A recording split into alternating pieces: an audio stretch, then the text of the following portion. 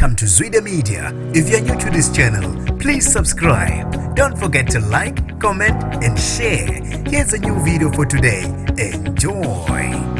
Usadidekile umndeni womsebenzi womasipala weTheku okuthiwa uduke ngomgqibelo ntambama okusolakala ukuthi uhambe namanzi. Nginibingelele ngiphinde nginamukele kuphina kuphi lani blogona le video. Mangoqala sijonele likhasi wamwelekile igama lami ngosibonga konke wakandwanda Mothanda ungangibeza intatheli ka YouTube. Namanje kusasenzima kumndeni womsebenzi womasipala weTheku okuthiwa uduke ngomgqibelo ntambama. Kube sekutholakala imonto yakhe emfuleni. Kusolwa ukuthi lo msebenzi uhambe namanzi. Kubikwa ukuthi umphakathi ubese ushayela abezosizo oluphuthumayo i-Reaction Unit South Africa ngomgqibelo ngoba kubonwa imonto yomsebenzi okuthiwa uduke ngomgqibelo ntambama. Babe sebefika ngokukhulu ukusheshsha kanti imonto yakhe itholakale emfuleni. Bangenile bazama ukukhipha imonto kodwa bacinge baze bancama lutho ukumthola. Namanje ukuthi amaphoyisa kanye nabezosizo oluphuthumayo baphume umkhankaso wokucinga yena lo msebenzi womasipala weTheku okuthiwa udukile yize noma